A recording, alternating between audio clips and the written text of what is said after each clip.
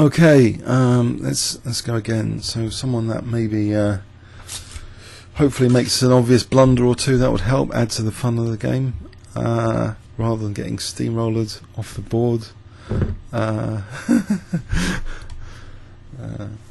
So what's the stats this morning? I've had 3 wins in a row though. That was quite cheerful. Then before that, so today it's not bad. Yesterday I had a miserable game, miserable game or two, or no, but was it just one game? It was 2 games, and I didn't feel like playing after. So Alka 2-3-1-1. Alka. Right, open Sicilian. Maybe Telstar. What's that system? If he lets me play it, no, he's not going to let me play it. Right, it's going to Shvaznikov. Playing with maybe C4 instead of C3. I think C4 is kind of trendy.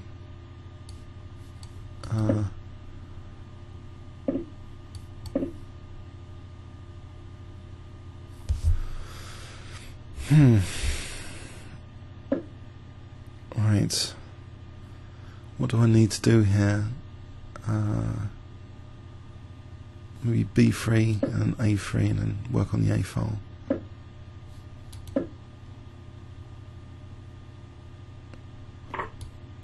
Something like Queen A1, B4 later, but he's protecting A8 at the moment.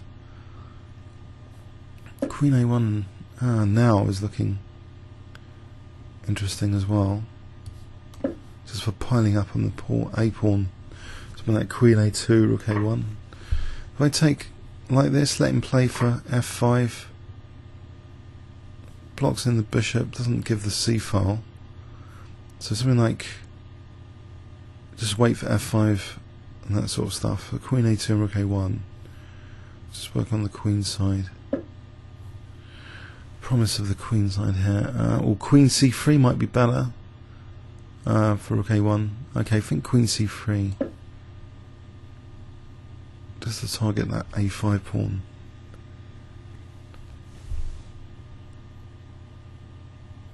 Mind you, Rook C8 is on D5. I can take a Queen A5.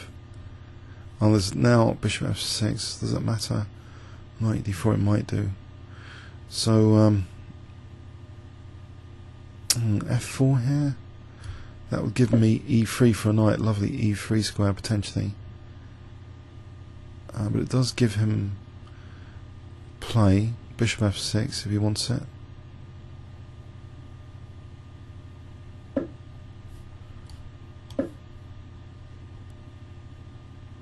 Actually, Queen D4 was worth considering there. Queen E3 here.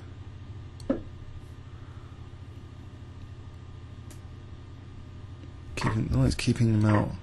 So I'm on F5. Fine. I can get the king to F2 here. Maybe. We'll play G4. That's pretty radical. G4. That's tempting. Bishop's still locked out. I'm going to try and use the G4, weaken this structure a bit. Bishop D4, maybe there's knight C2, there's Rook B2, there's Rook A2. So knight C2, Bishop C5 though, that's probably more annoying.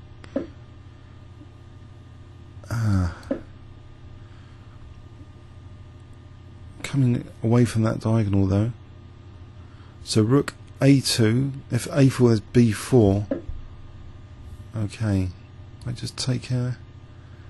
Is this G file going to backfire against me? If I get the king out or something. Play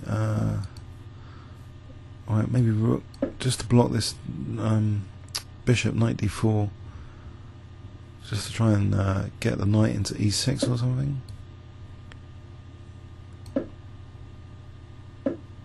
So Knight E6, is that any good? There might be Knight C5 later.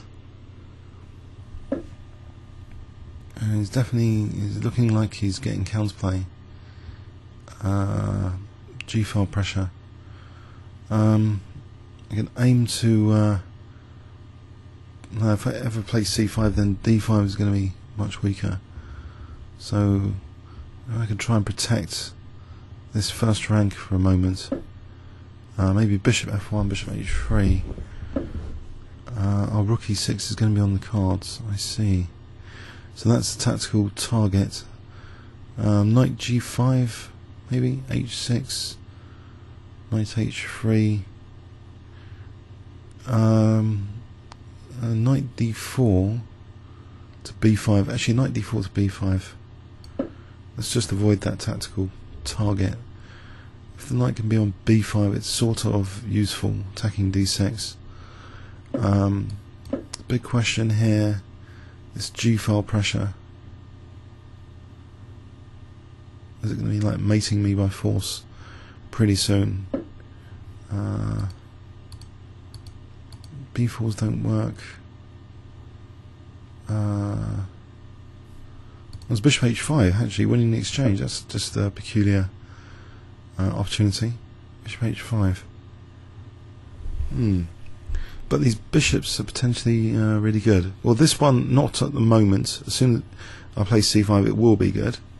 So maybe keeping this structure intact is a good idea. Possibly sacking the exchange here. If I simplify this down, get rid of that bishop, march my king to E3. That knight versus bishop ending. Do I need to sack the exchange, or will that just rook D2? There might be E3, rook G2. Maybe I don't need to. If I can just get that G file, I'll try that. Just rook G2.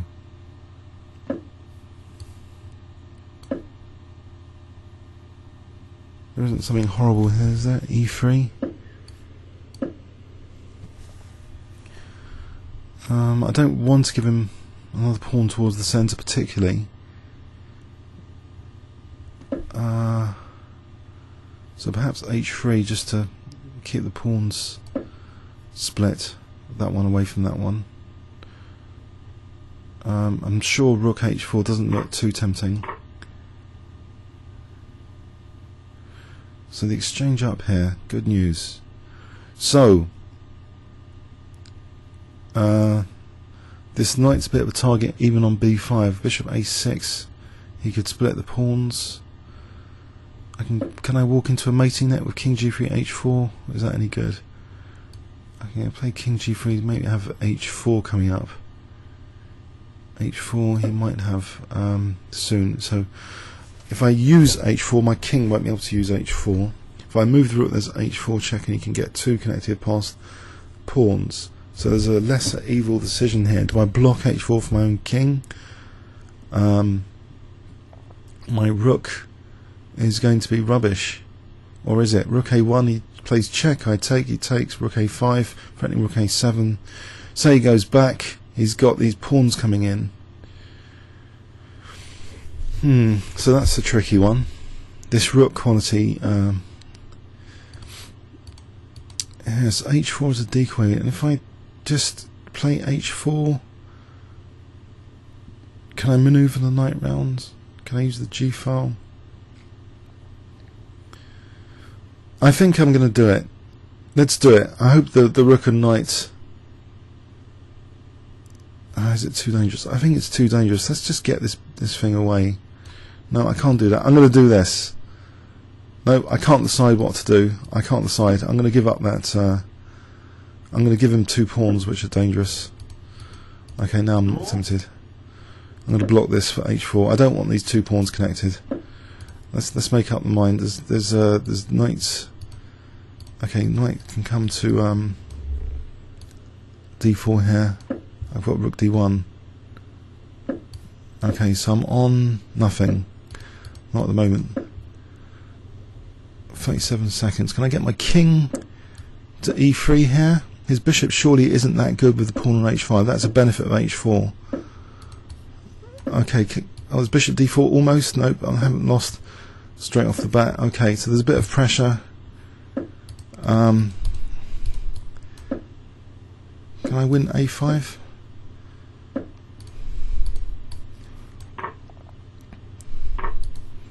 Get these pawns going.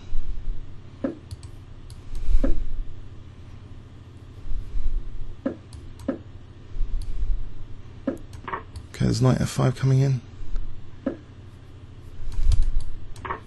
Or here, just to win g6. Okay, stopping h3. These pawns are pretty good now, surely. For d7.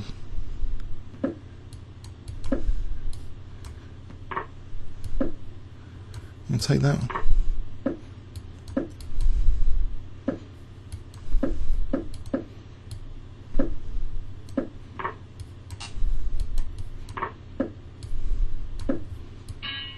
Yes. Okay, that was a fun game in the Sveshnikov. So I think c4 became trendy. Correct me if I'm wrong. Trendier than c3 in this line, unless I've completely mixed this line with something else. I think there's a YouTube snippet video by Shirov about c4 from ChessBase. Not sure this was a great way of playing the position. He seemed to have counterplay, too much counterplay.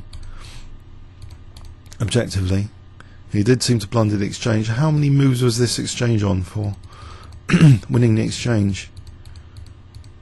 He had played rook g6, so it was here that I missed bishop h5. Okay, and I find it then. So that helped, and then there was still some controversy for what to play. These pawns potentially really dangerous. But the exchange started to show itself. That rook was quite good, manoeuvring around the position, helping to win material. Comments or questions on YouTube? Hope you enjoyed that one. Thanks very much.